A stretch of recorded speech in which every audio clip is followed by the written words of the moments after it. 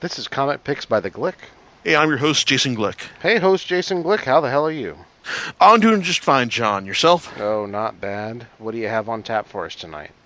Well, I have something that, a lot of people thought was never going to see print again because of all the insane legal quagmire surrounding it. That would be Miracleman. Originally like a superhero revisionist deconstructionist story from Alan Moore back in the 80s. It kind of set the tone for the decades streak of experimentation and revisionism, and the emerging maturity of superhero comics and the medium in general.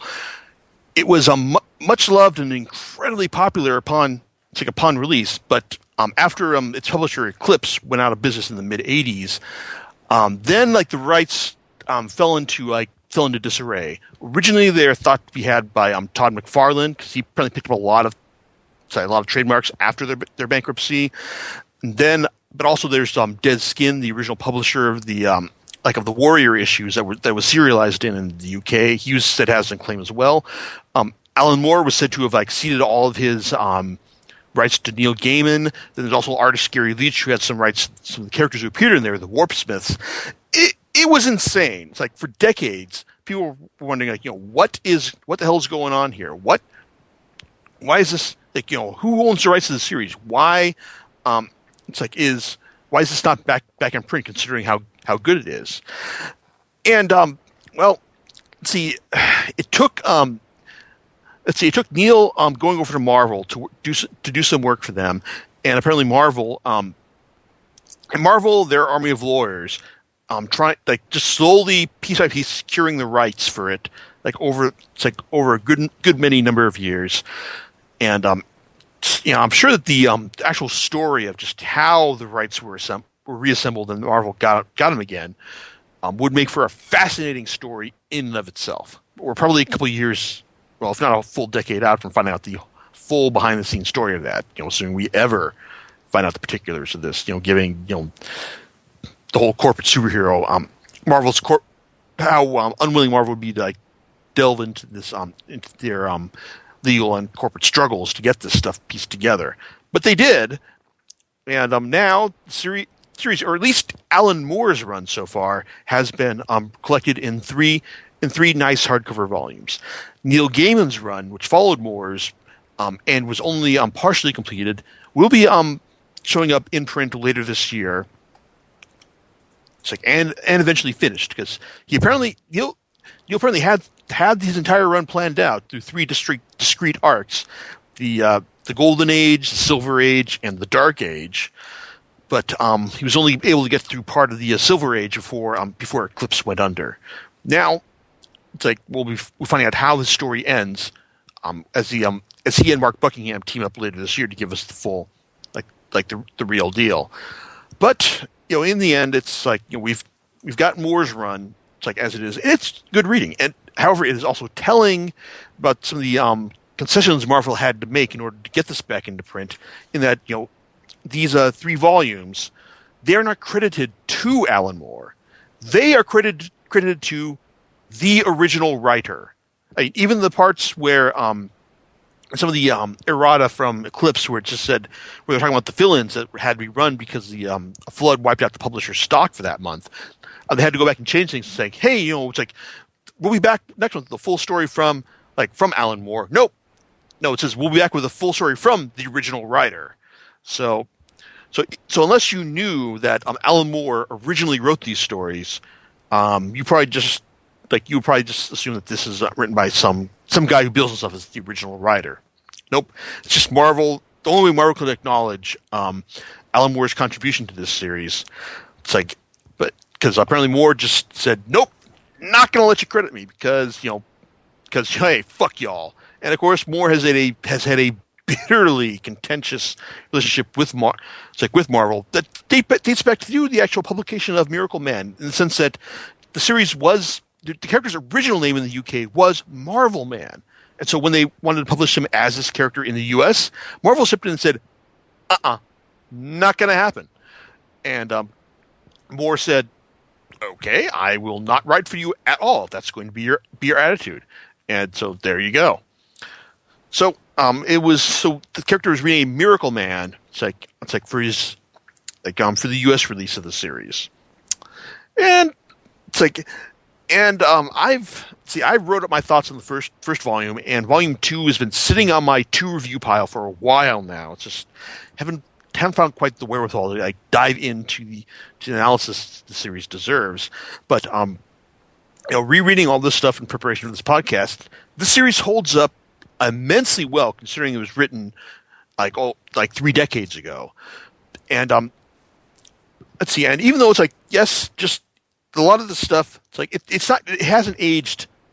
Also, it hasn't aged beautifully, but it still holds up because well, let me start at the beginning. This Miracleman is just the story of one Mike Moran, average guy, living with his girlfriend Liz, and he's just like your average schlub, a reporter, a photographer, living with his girlfriend, trying to make ends meet. And then at one point, when during a nuclear protest at this one power plant, he's kidnapped by some protesters, and after he passes out, he starts to pass out. During the affair, he passes through the through the facility and sees and is reminded of the magic word. This magic word that he's seen from his dreams, Kimota, or if you read it backwards, atomic. Because this is a series that dates back to the 50s, and so nuclear power, it's the magic word, makes everything happen.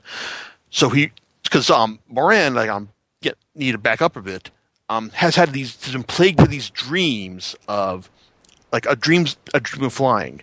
That's where the first volume gets its title from, as he vaguely remembers his time as a superhero, Miracleman, but they're just dreams of being a superhero and nothing more. But then, when he says his magic word, he becomes the character, and now after all these years, Miracleman is back. So, and we're going to get all these adventures where he fights he fights average guys, or fights super villains, protects the status quo, goes home to be Mike Moran again. Right? Wrong. Well, because Miracleman was one of the first series to pose the question: what if a superhero existed in the real world?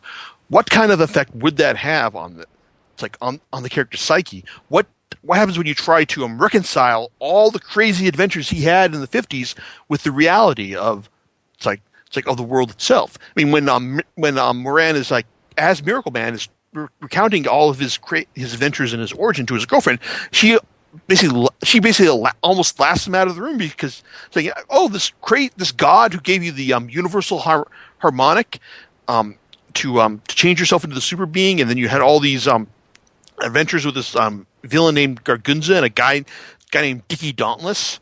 It's wow, that's just crazy. But then because Moore is nothing if not clever. He his reinterpretation of Miracleman basically shows you that yes, all this stuff was true, but here's how it actually happened. Because this is one of the first series that basically shows you that to pull that whole everything you knew is wrong, and it turns out that Miracleman is actually a product of a secret government organization in order that took advantage of science of a UFO crash. Decades ago, and used the technology in that crash to create superhumans. Basically, it's Miracleman's powers scavenged from that crash, and his ability to transform between ordinary Mike Moran and the godlike Miracleman is all part of a a phase shift device implanted in his skull, activated by the secret word Kimota. So now that he's back in business, what's going to happen? Well, it turns out that there were other members of the Miracleman family. There was young Miracleman, the aforementioned Dickie Dauntless, and kid Miracleman, Johnny Bates.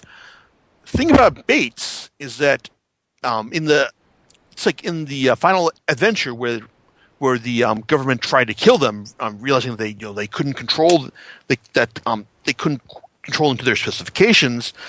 While Moran lost his memory of being Miracleman, Bates actually survived the whole thing and continued to grow up as a superpowered being from his childlike state. So he grows up and accumulates all this power, both as a businessman and as a superhuman.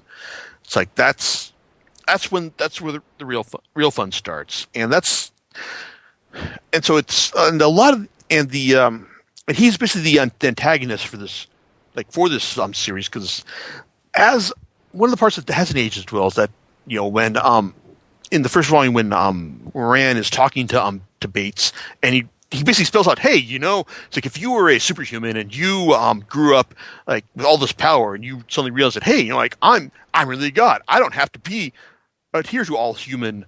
It's like human standards and conventions. I don't. It's like I can just do whatever I want. It's like you're like, okay, yeah, you're basically spelling out the bad guy's motivations for us in the most literal way possible. Oh wait, it turns out to be true, and now he's going to kill you. So yeah, that was extremely clunky, even though you can understand the sentiment behind what Moore is trying to do, but it was still, painfully on the nose. Even so, it does lead to some fascinating conversations in the mind between Bates and Kid Miracleman later on, because because in a very clever and amusing bit where Kid Miracleman transforms back to Johnny Bates at the climax of their initial fight. Now he's basically winds up being committed to a sanitarium for kids, and then eventually having to act as Bates has to act as Kid Miracleman's jailer, but he's still just like a 13-year-old kid, and now he has to contend with this crazed superpowered god in his head who wants to be allowed, and also just the other kids who've been admitted for treatment as well. So it's like I'm getting ahead of myself there, but just but it's bad news for what happens there. That's actually handled really well. It's in a fairly well thought out way for the most part. But the second and third volumes basically deal with further deconstructing this the series. It's like the convention of the superhero genre. After Moran finds out that his adventures back in the 50s were just like psychic implants controlled to done to make him more easy. It's like easy to control. It's like the series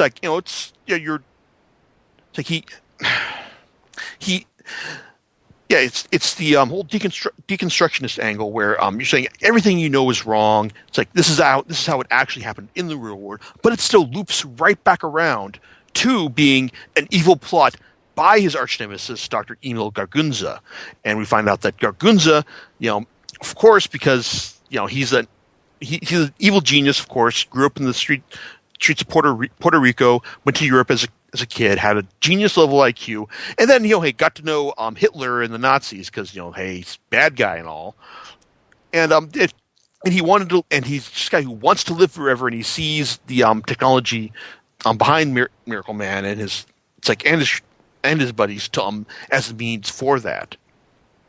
So most of Volume 2 is centers around Miracleman's clash with Gargunza.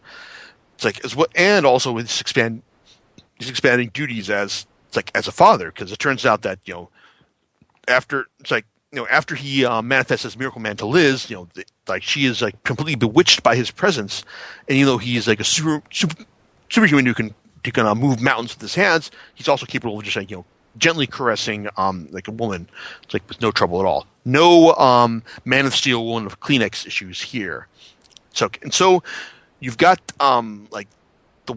his wife, his girlfriend Liz, pregnant with this kid, and also his nemesis trying to find a way to use that kid in order to live forever.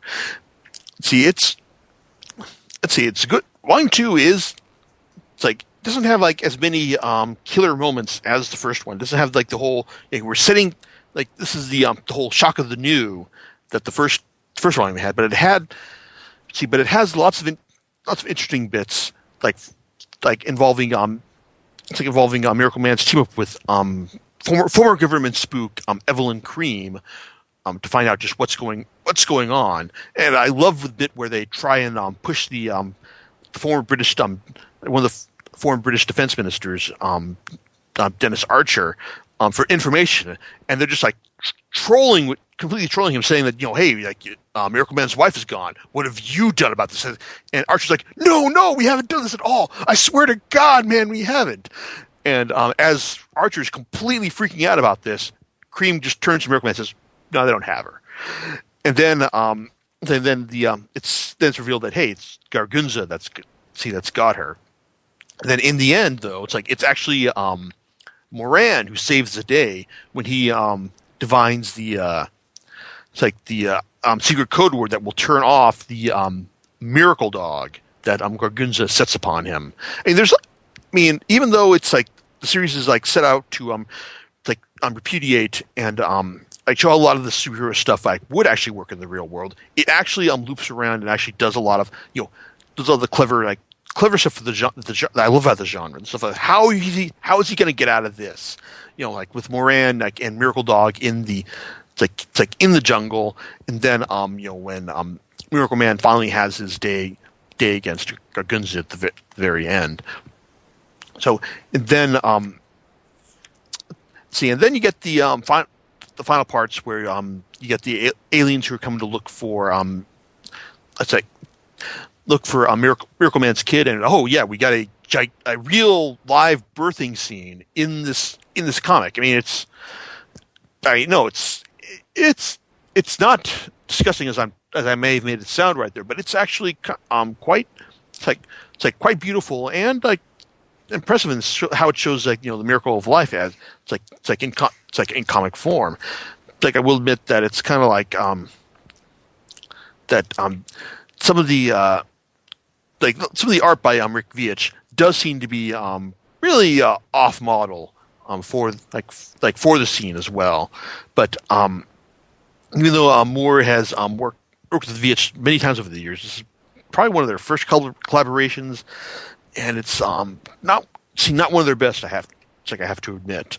But it's also worth noting that the art for the series is actually uniformly strong from the early efforts in the initial volumes by Gary Leach and Alan Davis, and then in volume 2 by Chuck Austin of all people, because before he wrote absurdly terrible X-Men comics, he actually went and did the art for a couple issues of Miracleman. That lasted, I think, all of 2 issues or 3 or 4, I don't know. And then Veitch took over.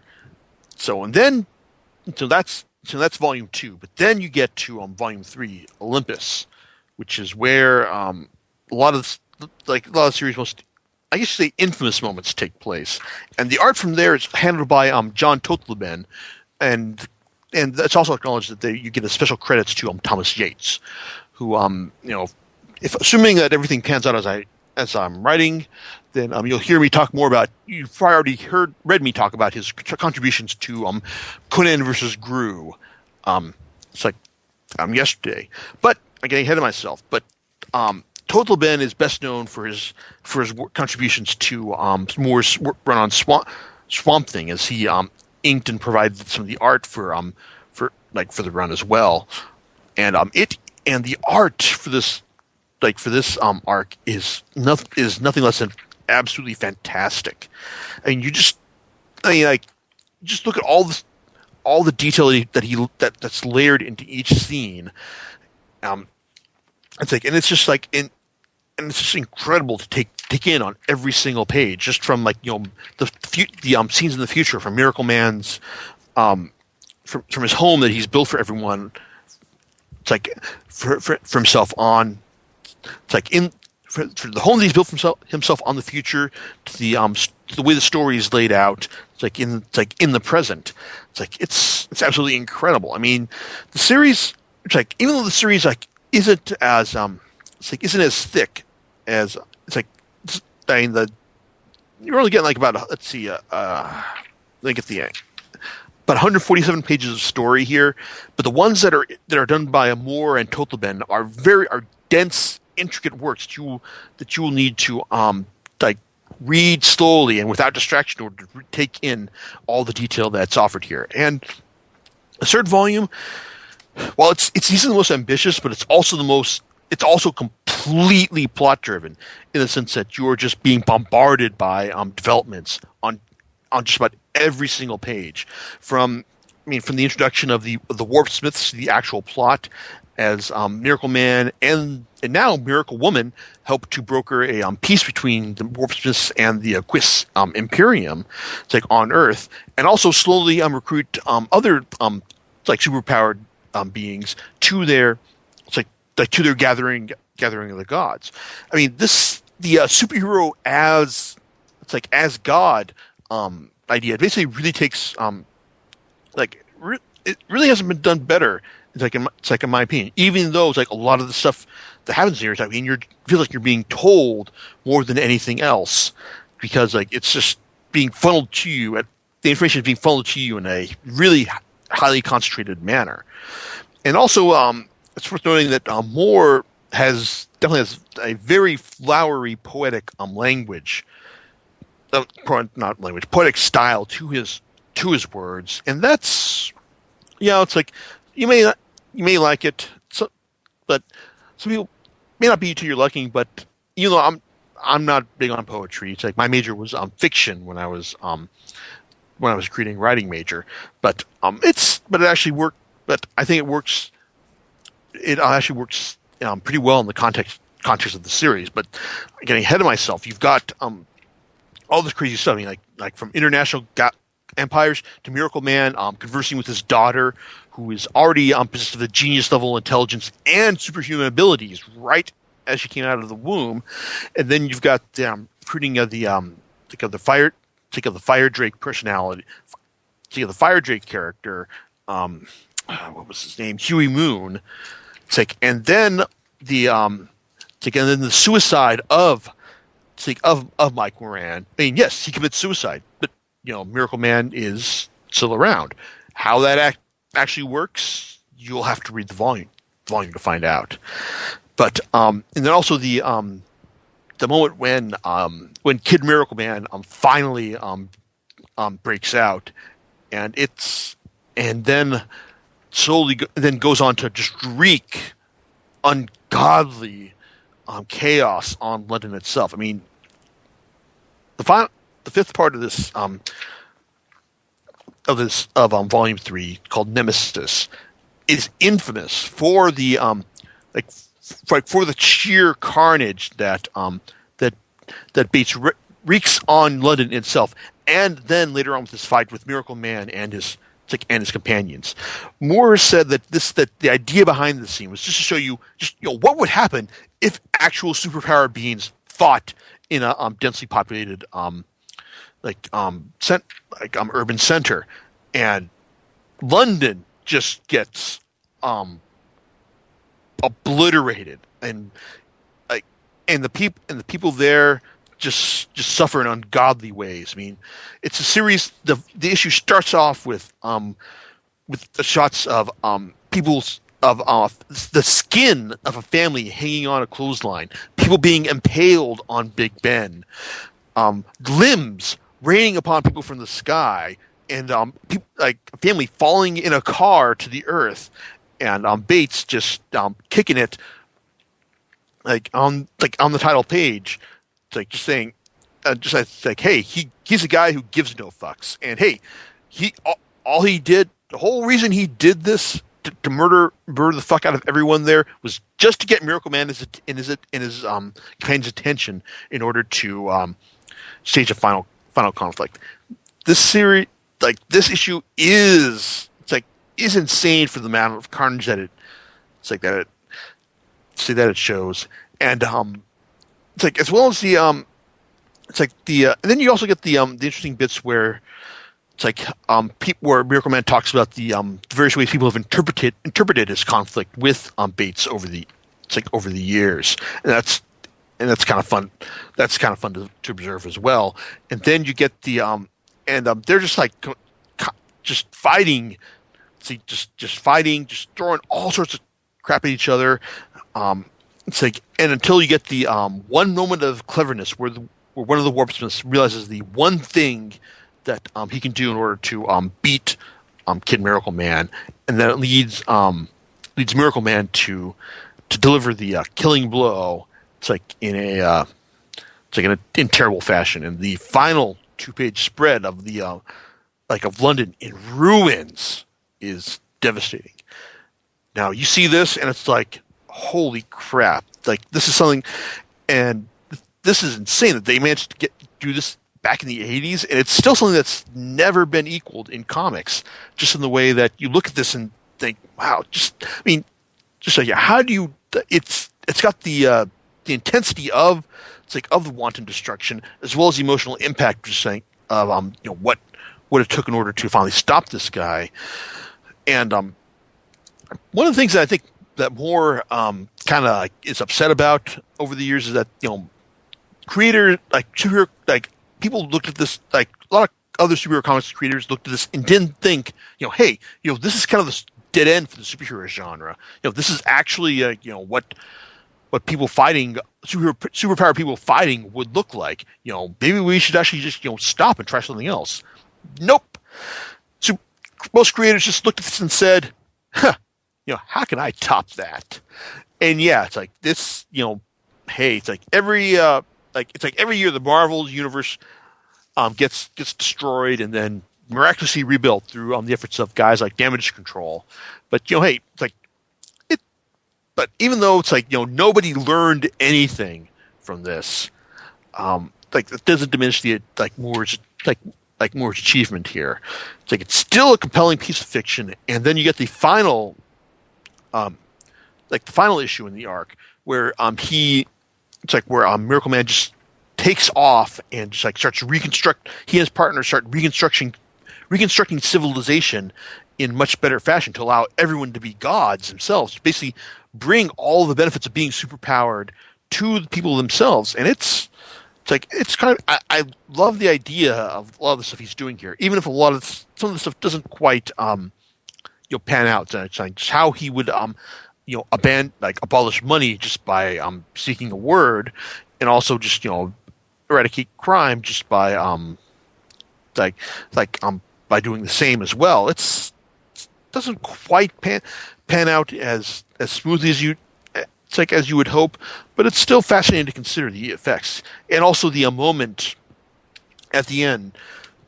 Actually, the part that leads into the final moment is when Miracle Man goes back to visit Liz, tell him about all this great stuff he's been doing, and he offers her the same benefits that he's offering everyone else, and she just tells him to get out. And then at the end you see him contemplating, why would she not want to be a god like everyone else? And it's just a great moment of uncertainty to end to end his run on. It's kind of poetic, and then leads into Gaiman's run about hey, now the Superman has created paradise on Earth. He's basically a virtual god amongst men. What do you do next? So I've read some of the Gaiman issues at the Eaton collection. I remember the first issue after Moore's run basically involved a bunch of people climbing to Olympus to implore Miracle Man for a boon. Like, as you would, hey, I'm climbing the mountain. To find God on the top, and Miracle Man just granting some of their wishes, and others saying no. And then you've also got, I think there's an issue that delves into the one of the offhand lines where it says that, hey, we've brought back 15 different Andy Warhols, and it's in our virtual underworld. So there you go. But one of the things I I remember one of the subplots I do remember from that run is that it's going to involve the return of Dickie Dauntless, who apparently was struck between his superhuman and ordinary selves. It's like in this, it's like in this whole episode. But that's something to look forward to, and I'm definitely going to look forward to checking it out. Now, at the end of this Wars run, we've also got the Miracleman Annual, which contains a story by Grant Morrison involving a priest who witnessed Johnny Bates' return to Earth after he was struck down when the government tried to take him out, and then Bates' return to tie up that loose end. It's like later on. It's it's amusing for what it is, and Morrison. It's like well, actually, a lot of the interesting bits comes from just Joe Quesada's art and just like recasting Bates as a mad mod god of destruction, whose likeness is actually drawn from Morrison's look when he wrote this original story. So it's not bad, but it's kind of like it's an answer to a question nobody asked, and it's all right. More entertaining though is the story from Peter Milligan and Mike Allred, which basically acts as a pastiche of original creator Mick Anglo's Miracleman stories, as the Miracleman family goes around just like finding crazy Silver Age plots from Gargunza. It's like taking on evils like ocean dumping, and then suddenly realizing at the end that hey, no one ever really gets hurt. Nothing ever really changes here, and then being the rejoinder being, well, why would you want anything to be crazier or more serious? It's like, and then it's like it's an amusing, it's an amusing bit of filler. It's like it's Milligan. I wouldn't quite say he's phoning it in, but he's definitely adhering to a familiar brand of metafictional self-awareness here. It's fun, but not the best work that either creator has done. So then you've got now. I should also mention that each of these 3 volumes is padded out with lots of additional art and supplemental materials that makes it look like you're getting a much better, a lot more stuff than you originally paid for. Because first volume is $30. Second volume is $35.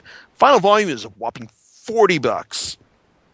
But still, one thing to keep in mind though is if you wanted the original trade paperbacks that collected the issues here, you're paying a hell of a lot more. But even so, like a lot of the supplemental material Marvel has included here is more filler than anything else. The final volume is actually the most egregious offender, considering more than half of the volume is supplemental material. And even though there is a certain amount of commentary here, it's not really as... It does point out some interesting bits and show you some changes in the art from the initial version, initial roughs to the final version, which is cool. But then I kind of wish that there had been a lot more discussion here. So instead of just the sentence, sentence description that a lot of these pieces of artwork get. So that's kind of disappointing. Marvel, to be honest, if Marvel really wanted to do it, they could have just reprinted the entirety of the Miracleman saga in one volume. But that doesn't sell. That doesn't sell a whole lot these days.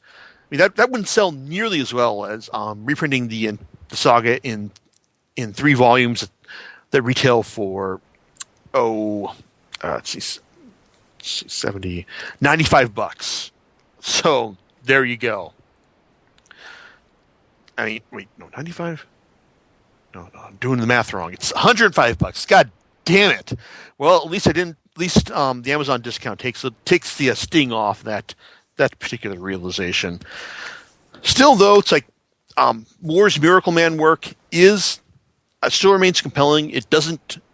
Not all the stuff is aged as well as you would have hoped, but it's still. But like Watchmen, really, it's it's like even if a lot of the innovations here have been picked over and repurposed later on by other creators, including Moore himself with Swamp Thing and Watchmen, it still remains a compelling story in and of itself. And it's interesting to observe just what happens when a superhero is allowed to just do whatever he wants and take the world on a ride to that no one else can stop him from taking it on. It's still ridiculously expensive, but I'm still glad I have these in my library. However you want to pick them up, it's like, hey, I'm sure they'll be worthwhile addition to yours. John, any thoughts on your end? Well, just the interesting comment about your observation in volume 3, is it, where you're talking about the mass carnage that happens Yes. when a huge superhero fight entails. Yes. That seems to be an interesting theme in certain movies as of late. But outside of that, I don't want to spoil it for anyone here, but however, I think it's interesting because there is a real, it's kind of, there's gonna be some casualties if you can't move those citizens out of the way. Yeah. Though it's like just about every comic and film tends to downplay the effects. More tried to show you just how devastating it would be, and instead of everyone being horrified by it, everyone took it as a challenge to say, hey, you know what? I bet I can do something even crazier and more violent. Exactly.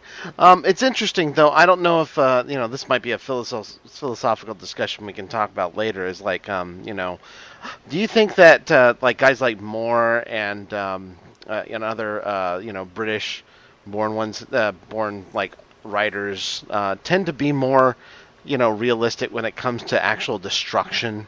Or like killing of people.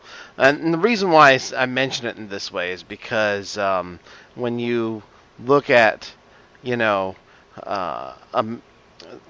tend to think that, they tend to be, only a couple generations removed from one of the most, horrific wars that was ever fought in the world, World War II, where there was tons of destruction and tons of death, now, like I said, he's not of that generation, but he's right after it, and certainly colored it. Certain things like that can color one's, perspective on things. You're right, but not quite for the reason that you're thinking. Okay. Because remember, this is written back in the 80s. This is when we were living everyone was living under the shadow of nuclear annihilation, mutually assured destruction, and also that Moore and all the other writers who came of age at the time, like Gaiman, Morrison, Milligan, Delano, it's like all these guys were all living under the Thatcher regime. Ah, yes, the Iron Lady herself.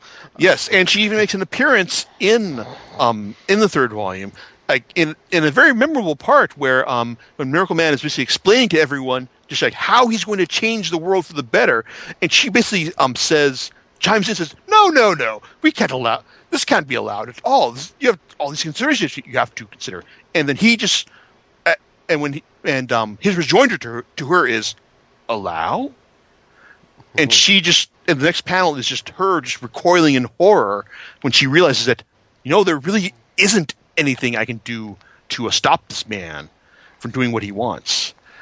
And it's kind of funny because, like, even though she's cowed and put into place, Miraclewoman chews him out later on for saying, why are you being such a dick to her? Because, you're supposed to be you can't hate these people for being what they are. And then he in the final panel just realizes hey, like realizing that what she's become now, or what she's resigned to, he couldn't hate her. So it's kind of like it's like Moore himself is kind of like reaching a certain realization regarding Thatcher, like regarding Thatcher's regime in the context of his own work. But it's like it's that whole like nuclear nightmare that everyone was living under at the time. That I think that influenced the writing of this more than say World War II itself. Yeah, that makes sense. Yeah, because this definitely influenced a lot of things during that generation. So, anyway, so cool. Do you know what you're going to be talking about next time? Next week we'll be recording. Next time we'll be recording from Fanime, and if everything goes right, I'll have my buddy Steve on hand to talk about not buried treasure of manga, but buried garbage of manga. Great. One series in particular, actually. All right. Well, we can't wait until then, and we'll catch you later on Comic Picks by the Glick. All right. Laters. Bye.